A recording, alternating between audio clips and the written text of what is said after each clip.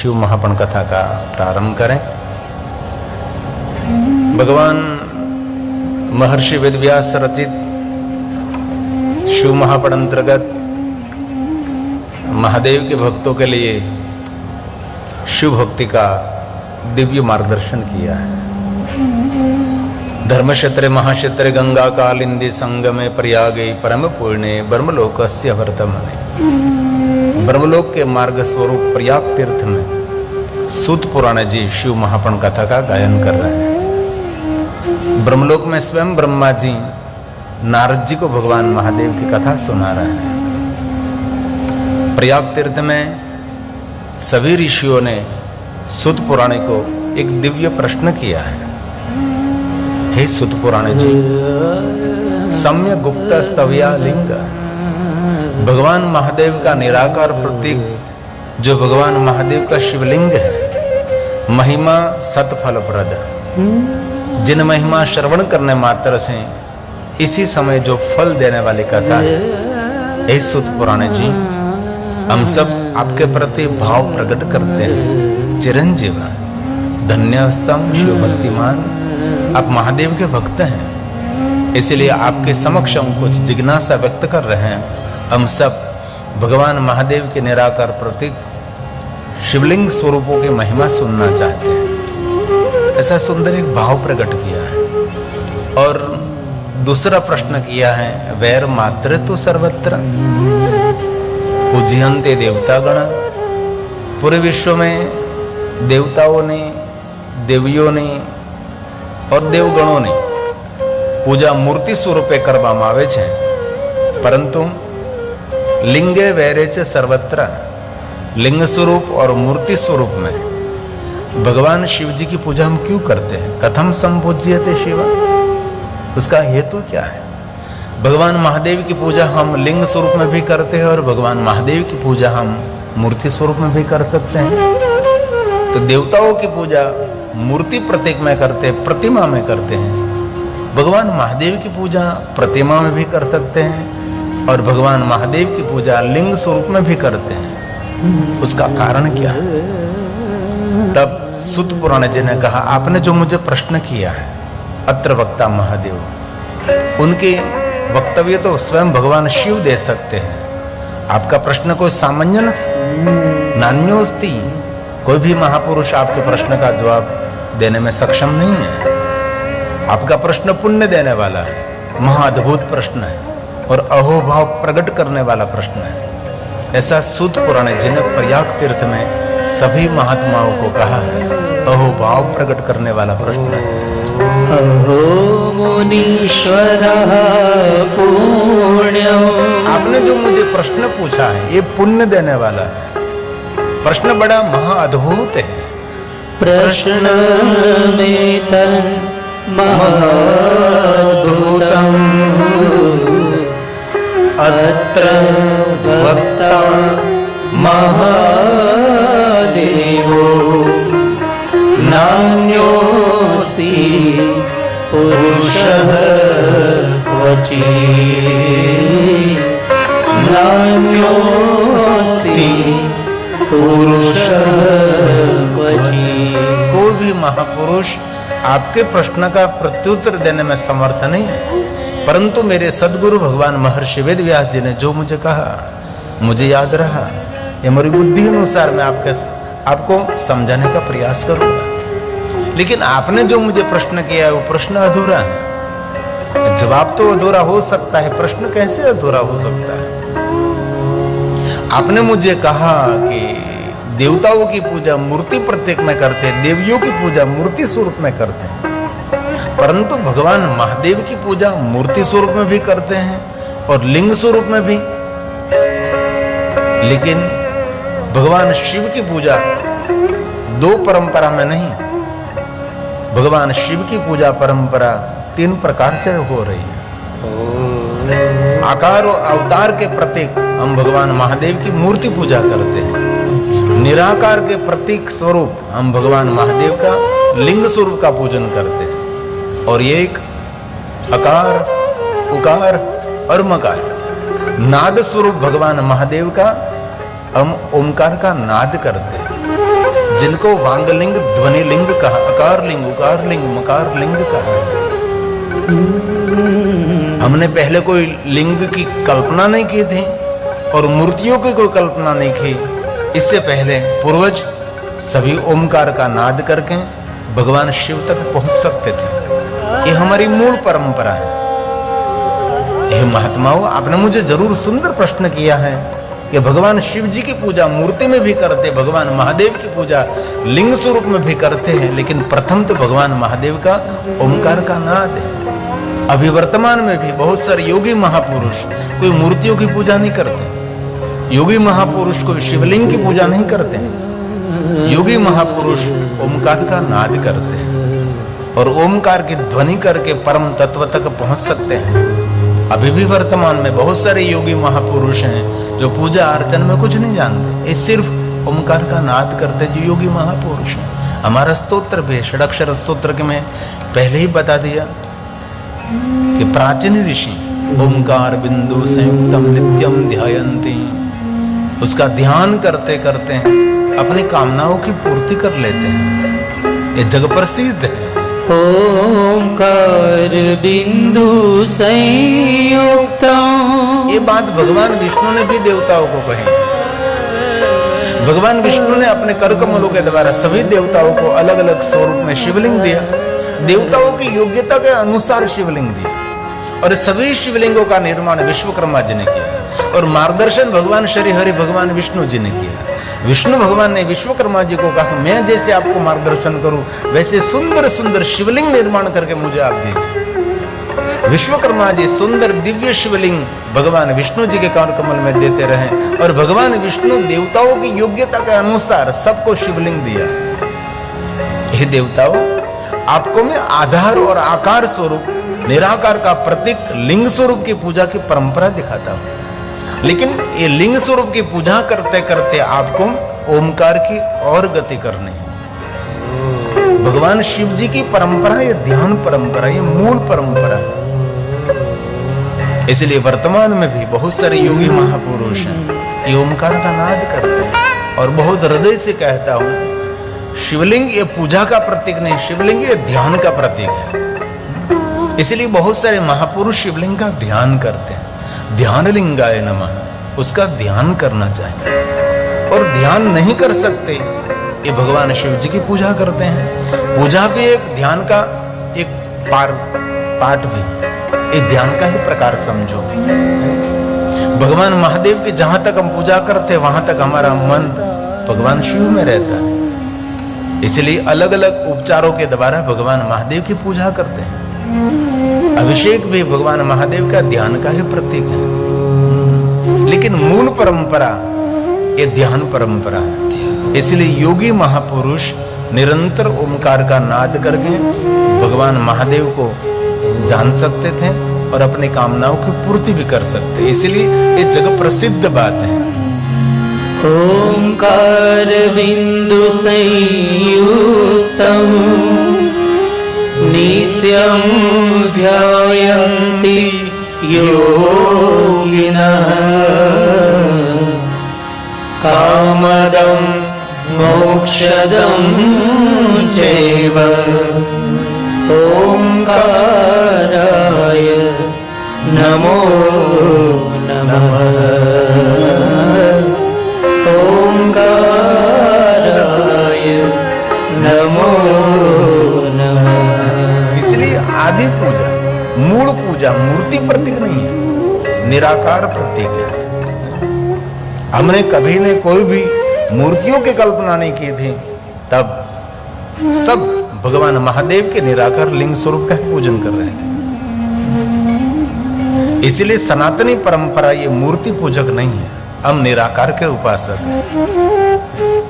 जो सनातनी परंपरा मूर्ति पूजक है, तो पूरे भारत में मूर्ति का आकार, उसका गणवेश, उसकी पूजा, उसका श्रृंगार सब कुछ एक समान होना चाहिए, लेकिन नहीं है, सब कुछ अलग अलग है।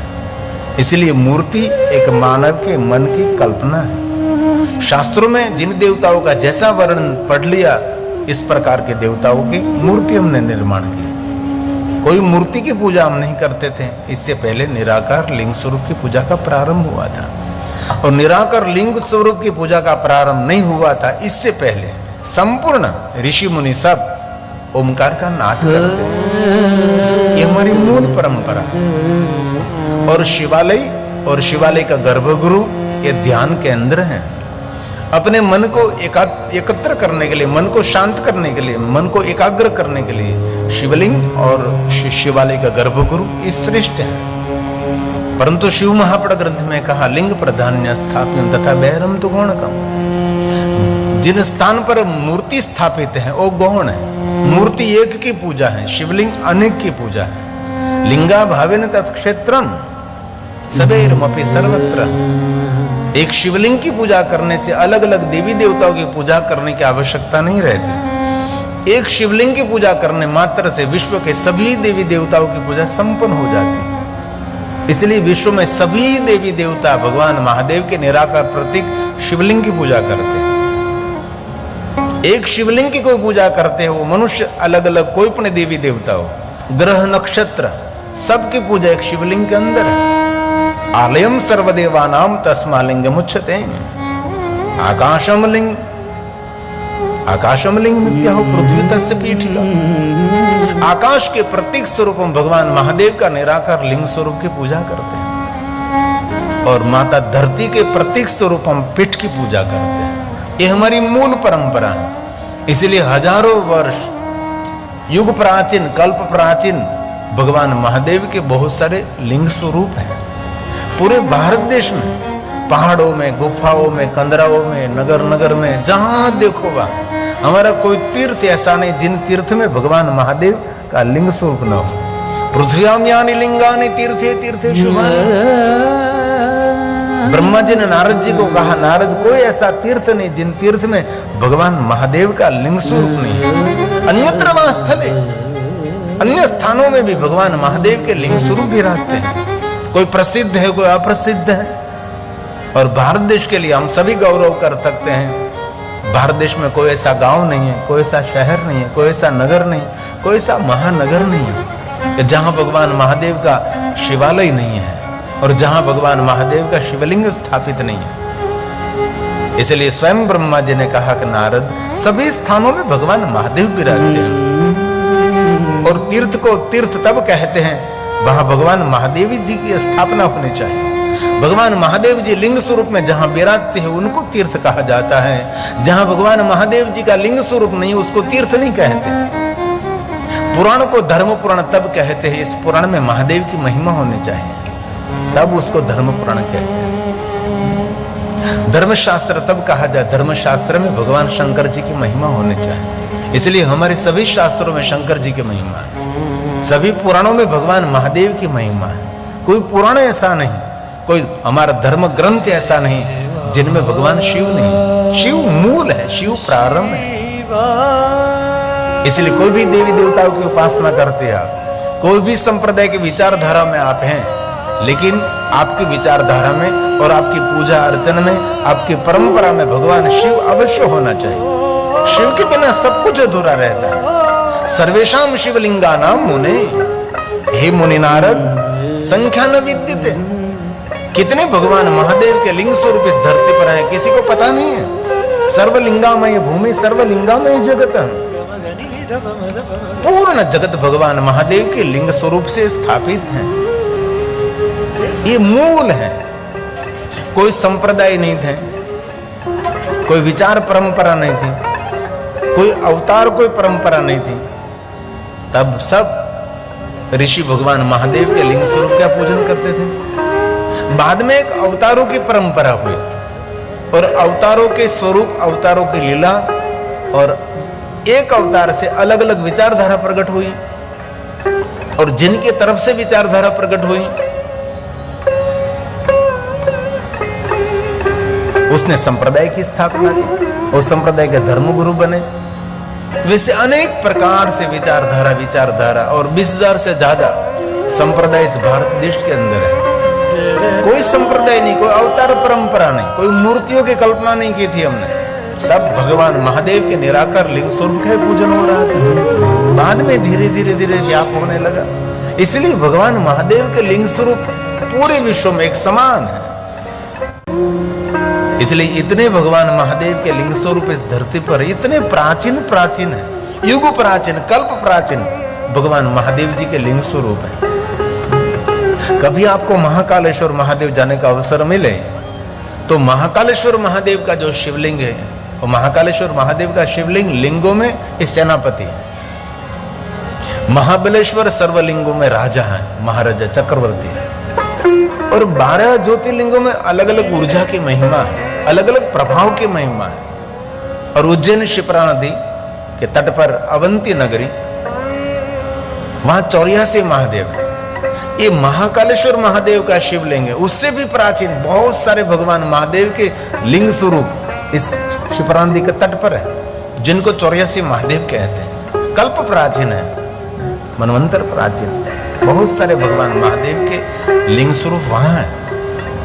कभी आपको अवसर मिले तो काशी में रहना चाहिए। और काशी में इतने भगवान महादेव के लिंग स्वरूप है, अकल्पनीय, अगणित भगवान महादेव के लिंग स्वरूप है। अभी तक किसी ने, काशी में कितने शिवलिंग है किसी ने गिनती नहीं कर सके, इतने भगवान महादेव के लिंग स्वरूप काशी में है। हम एक शिवलिंग के दर्शन करके हम वापस आ जाते हैं, लेकिन बहुत सारे शिवलिंग काशी नगर में है। भारत की कोई नदी ऐसी नहीं जिन नदी के तट पर भगवान महादेव का लिंग स्वरूप न हो। सरोवर के तट पर, सागर के तट पर, सरिता के तट पर, पहाड़ों में, गुफाओं में, घनघोर जंगलों में, नगरे नगरे, महानगरे भगवान महादेव के अकल्पनीय, अगणित भगवान महादेव के लिंग स्वरूप है। और ज्योतिर्लिंग 12 नहीं, 100 करोड़ ज्योतिर्लिंगों की महिमा है। बाद में का अनंत कोटि लिंग है, जिनकी कोई गिनती न कर सके। और जितने शिवलिंग पृथ्वी पर है, इतने पाताल में भी भगवान महादेव के लिंग स्वरूप। ये सभी श्लोक ब्रह्मा जी ने गाया है और शिव महापद अंतर्गत है। और एक एक श्लोक महादेव की पूजा है, एक एक श्लोक शंकर भगवान की वंदना है। पाताले चापि वर्तन्ते स्वर्गे चापि तथा भुवि सर्वत्र पूज्यते शंभो सदैव सुर मानुषे सदैव सुर मानुषे। सूर, असुर और मनुष्य सब भगवान महादेव के निराकार लिंग स्वरूप का ही पूजन करते थे। इसलिए पाताल में भी, एक जगत में नहीं, तीनों जगत में भगवान शिव की ही पूजा प्रधान है। अब कभी कभी कल्पना तो करें, हमारी सनातनी परंपरा में कोई अवतार परंपरा शुरू नहीं हुई थी। पहले हमने अवतार को भगवान के रूप में नहीं स्वीकारा था। इससे पहले हम क्या करते थे? महादेव का ही पूजन करते थे, शिवलिंग की ही पूजा करते थे, और कोई परंपरा नहीं थी। बाद में अवतार परंपरा, अवतार के नाम पर संप्रदायों की स्थापना। और कलयुग में तो ऐसा है, कलयुगी देवताओं की लोग पूजा करने लगे। शिव महापुराण ग्रंथ में भगवान महर्षि वेदव्यास जी ने वेदना व्यक्त की है कि कलयुग के अंदर मूल देवताओं को छोड़कर कलयुग में प्रकट हुए देवताओं की पूजा का प्रारंभ और प्रभाव पड़ने लगेगा। इसलिए बहुत सारे हम देख रहे हैं कि अभी कलयुग के अंदर समाज के अलग अलग देवी देवताओं की पूजा, जिनको कलयुग में प्रकट हुए देवताओं कहते हैं, मूल देवताओं को भूलकर बहुत सारी ऐसी पूजा प्रारंभ हो जाएगी। ऐसा भगवान महर्षि वेदव्यास ने कहा है। इसलिए भगवान शिव की पूजा एक जगत में नहीं, परंतु भगवान शिव जी की पूजा तीनों जगत में हो रही है। ये स्वयं ब्रह्मा जी ने गाया। त्रिजगच्च शंभुना व्याप्तम् सदेवा सुरमानुषम्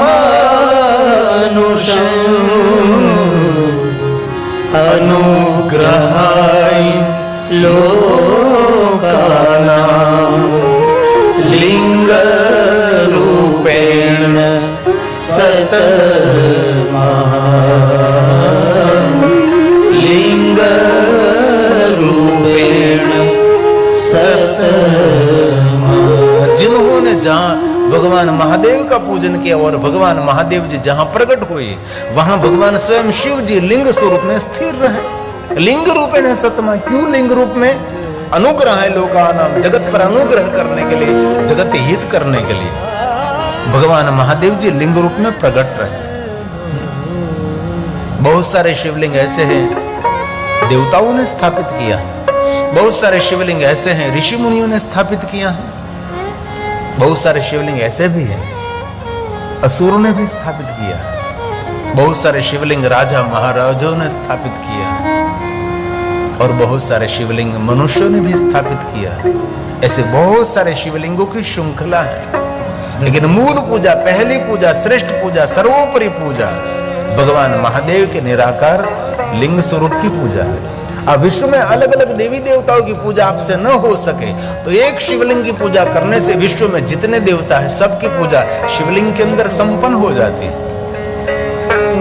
सभी ग्रहों की पूजा शिवलिंग के अंदर, सभी पितरों की पूजा शिवलिंग के अंदर, दिशान दिशा में जो तीर्थ है सभी तीर्थों की पूजा शिवलिंग के अंदर। अलग अलग किसी को पूजा करने की कोई जरूर नहीं, क्योंकि शिवलिंग ये आकाश का प्रतीक है। आकाश में जो कुछ है, ग्रह नक्षत्र सब ये शिवलिंग के अंदर है। अरे वहां तक कह दिया आप स्वयं शिवलिंग की पूजा कर रहे हैं तो आपकी पूजा भी शिवलिंग के अंदर हो रही, क्योंकि आपका अस्तित्व भी शिवलिंग के अंदर है, क्योंकि शिवलिंग से बाहर कुछ भी नहीं। इसीलिए सभी पितरों की तृप्ति के लिए भगवान महादेव का लिंग स्वरूप का पूजन करना चाहिए। ये हमारी मूल परंपरा, ये आदि परंपरा, ये देवताओं की परंपरा है। आपको कभी कोई पूछे कि ये शिवलिंग की पूजा आप कर रहे हैं तो शिवलिंग की पूजा का प्रारंभ किसने किया? पहली बार, प्रथम बार भगवान महादेव का निराकार लिंग स्वरूप का पूजन पहले किसने किया? कोई तो होगा जिन्होंने भगवान महादेव के लिंग स्वरूप की पूजा की होगी। तो उनका जवाब स्पष्ट है, प्रथम बार भगवान महादेव का निराकार लिंग स्वरूप का पूजन करने वाले कोई नहीं, दो ही देवता जो मेरे मूल देवता है। और उसका जवाब है लिंगाष्टक की पहली पंक्ति, ब्रह्मा मुरारी सुरार्चित लिंगम। ब्रह्मा और मुरारी ने प्रथम बार भगवान महादेव के लिंग स्वरूप का पूजन किया है, उसने पहली बार किया। तो प्रश्न ये होगा कि ब्रह्मा और मुरारी ने, ब्रह्मा और विष्णु ने भगवान महादेव के निराकार लिंग स्वरूप का पूजन किया तो कैसे किया होगा? कोई सामग्री से कैसे पूजा किया होगी? तो उसका सुंदर जवाब दिया, ब्रह्मा और विष्णु ने भगवान महादेव के निराकार लिंग स्वरूप की पूजा कोई सामग्री, कोई वस्तु के द्वारा नहीं, कैसे पूजा की? निर्मल भाषी शोभित लिंगम। निर्मल भाव से ये श्रेष्ठ भगवान महादेव की पूजा है। हम लोग मानते हैं भगवान महादेव को जल चढ़ाए, पंचामृत चढ़ाए, ये परंपरा सही है, लेकिन सही पूजा भगवान महादेव शिव की क्या है? तो कि निर्मल भाव, मन में कोई मल नहीं, कोई कपट नहीं, निष्कपट, जीवन में कोई उपद्रव नहीं, और श्रेष्ठ महादेव की पूजा है। पुष्प चढ़ाते हैं, बिल्वपत्र चढ़ाते हैं, सुगंधित द्रव्य चढ़ाते हैं, चंदन चढ़ाते हैं, बहुत सारी औषधि के द्वारा भगवान महादेव का अलग अलग पूजन की परंपरा श्रेष्ठ है। और ब्रह्मा और विष्णु ने भगवान महादेव के निराकार लिंग स्वरूप का पूजन किया तो निर्मल भाव से किया, मन में कोई मल नहीं। जो निर्मल भाव से भगवान महादेव की पूजा करते हैं, निर्मल भाव वही भगवान महादेव की पूजा है। मन में कोई मल नहीं, मन में कोई कपट नहीं, कोई उपद्रव नहीं, वो श्रेष्ठ महादेव की पूजा है। जब शिवलिंग प्रकट हुआ तब ब्रह्मा और विष्णु पूजा की सामग्री लेने के लिए कहां गए थे? कहीं नहीं गए थे, बस भगवान शिव के प्रति निर्मल भाव प्रकट कर दिया, वही महादेव की पूजा है। और शिव महापुराण ग्रंथ में भी बहुत सारी पूजा की परंपरा दिखाई, बाद में कह दिया कि महादेव के पास जाकर शांति से मौन होकर बैठ जाइए, विचारों का मौन कर दीजिए, वो भगवान शिव जी की श्रेष्ठ उपासना है, महादेव की वो पूजा है। इसीलिए लिंगाष्टक में कहा जो निर्मल भाव से महादेव का पूजन करते हैं उनको क्या मिलेगा? उसका जवाब दिया है, जन्मज दुख विनाशन लिंगम। वो मनुष्य जन्म जन्म के दुखों में से मुक्त रहेगा। हमारे मन में मल हो ही हम सबको दुखी कर दे। जिनका मन निर्मल है, जिनके मन में कोई मलिनता नहीं है, वो मनुष्य कभी दुखी नहीं है। इसलिए भगवान महादेव की श्रेष्ठ कोई पूजा है तो निर्मल भाव है। हम पुष्प चढ़ाते हैं, बिल्वपत्र चढ़ाते हैं, सुगंध द्रव्य चढ़ाते हैं, अनेक प्रकार से अभिषेक करते हैं, अनेक उपचारों से भगवान महादेव का पूजन करते हैं, लेकिन भाव हमारा जहां तक निर्मल नहीं है वहां तक शिव पूजा पूर्ण नहीं है। ऐसा शिव महापड़ ग्रंथ में कहा है। इसीलिए महादेव के प्रति हमारा संपूर्ण निस्वार्थ भाव। जो कोई मनुष्य निर्मल भाव से भगवान महादेव का अर्चन दर्शन करता है, वो मनुष्य अपने जन्मों के दुख में से मुक्त रहता है। लिंगाष्टक का अर्थ है सभी शिवलिंगों की वंदना। इसलिए महादेव के भक्तों को कभी कभी लिंगाष्टक का पाठ भी करना चाहिए। बहुत सारे शिव भक्त तो नित्य लिंगाष्टक का पाठ करते हैं। ये पूरा लिंगाष्टक सभी लिंगों की वंदना है, उसको लिंगाष्टक कहते हैं। जिन शिवलिंग की पूजा ब्रह्मा जी ने की, जिन शिवलिंग की पूजा श्री भगवान विष्णु जी ने की, इस शिवलिंग को मैं प्रणाम करता हूं। प्रणमामि सदा शिवलिंगं। प्रणमामि सदा शिवलिंगं। कभी अवसर मिले तो महादेव के सन्मुख बैठकर लिंगाष्टक का पाठ करना चाहिए। बहुत सारे शिव भक्तों को लिंगाष्टक कंठस्थ और मुखपाठ भी रहता है। उसको कंठस्थ रहता है, मुखपाठ रहता है। वो स्वयं भगवान महादेव के सामने बैठकर लिंगाष्टक का पाठ करे, लिंगाष्टक का पारण करते हैं। इसलिए वचन दिया है कि जो मनुष्य महादेव के सामने बैठकर लिंगाष्टक का पाठ करते हैं, वो मनुष्य को नित्य भगवान महादेव का लोक मिलेगा। शिव सन्निधो, भगवान महादेव के सामने बैठकर। भले शिवालय आप न पहुंच सके, आपके घर में भी भगवान महादेव का लिंग स्वरूप विराजता है। आपके छोटा सा मंदिर है, देवस्थान है, देवस्थान के अंदर भगवान शिव जी विराजते हैं, तो महादेव के सामने बैठकर ये लिंगाष्टक का पाठ अवश्य करना चाहिए। कभी अवसर मिले तो, नित्य तो अवसर मिले तो बड़े भाग्यवान आप हैं, लेकिन नित्य अवसर न मिले तो कभी कभी सोमवार के दिन, त्रयोदशी के दिन, कभी कोई आपका कोई उत्सव हो तब। इसीलिए अंतिम पंक्ति में कह दिया, लिंगाष्टकमिदं पुण्यं यः पठेत् शिवसन्निधौ शिवलोकं वाप्नोति शिवेन समोदते। शिवेन समोदते। कभी अवसर मिले तो शिवालय जरूर जाना चाहिए। शिवालय जाने की एक विशेष महिमा है। जो मनुष्य शिवालय पहुंचता है, इस मनुष्य को विश्व के सभी तीर्थों की यात्रा का फल मिलता है। शिवालय जाने से पाप में से मुक्ति नहीं मिलती। शिवालय जाने के लिए संकल्प करने मात्र से मनुष्य अपने जन्म जन्मांतर के पापों में से मुक्त हो जाता है। इसलिए कभी अवसर मिले तो समय निकालकर शिवालय जरूर जाना चाहिए।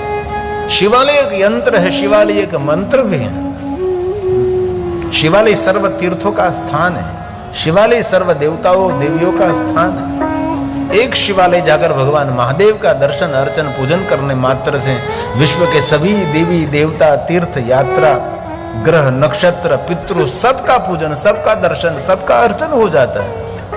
इसलिए शिवालय मूल है। अब कल्पना करें कोई अवतार परंपरा नहीं हुई थी, कोई संप्रदाय कोई परंपरा नहीं होती, हम कहां जाते थे? हम शिव जी के पास तो पहुंचते थे। अभी भी हमारे सौराष्ट्र के अंदर तो किसी की वेवृत्त का अंत हो गया तो उसके नाम का दीप कहीं और जगह पर नहीं ले जाते। उसके नाम का दीप शिवालय ही भगवान शिव जी को अर्पण किया जाता है, क्योंकि ये दीप वहां से प्रज्वलित हुआ है और वहां ही दीप पहुंचता है। इसलिए कभी अवसर मिले तो जरूर शिवालय जाकर भगवान शिव जी का दर्शन करें। नंदी महाराज को प्रणाम करें जो धर्म का प्रतीक है, और कुर्म को प्रणाम करें जो संयम का प्रतीक है। गणेश जी को प्रणाम करें जो गुण प्रधान है। हनुमान जी को प्रणाम करें जो ब्रह्मचार्य और सेवा का श्रेष्ठ प्रतीक है। आद्य शक्ति भवानी की वंदना करने के बाद अंत में भगवान शिव जी को प्रणाम करें जो निराकार स्वरूप है, जो कल्याणकारी है। और भगवान महादेव को प्रणाम करें, साष्टांग प्रणाम करें। पुरुष शरीर भगवान शिव जी को दंडवत प्रणाम करें। नारी शरीर भगवान शिव जी को दंडवत प्रणाम न करे, पुरुष शरीर भगवान शिव जी को दंडवत करे। दंडवत कैसे? भगवान महादेव को सामने से दंडवत नहीं, भगवान शिव जी को दंडवत करने की एक श्रेष्ठ परंपरा है। उत्तर की ओर आपका मस्तक रहना चाहिए, दक्षिण की ओर आपका पैर रहना चाहिए। ऐसे भगवान शिव जी को दंडवत प्रणाम करें, कभी सामने से नहीं, कभी सामने से नहीं। जो स्थापित शिवलिंग की पूजा आप कर रहे हैं तो दक्षिण दिशा में बैठकर उत्तर दिशा की ओर दृष्टि रखकर भगवान महादेव का पूजन करो तो श्रेष्ठ है। जो स्वयंभू शिवलिंग है, जो ज्योतिर्लिंग है, जो आदि लिंग है, उनको कोई भी दिशा में बैठकर भगवान महादेव का पूजन करना चाहिए। और कभी अवसर मिले तो शिवालय की परिक्रमा भी करनी चाहिए। शिव जी की एक परिक्रमा करने मात्र से सभी तीर्थों की परिक्रमा का फल मिलता है।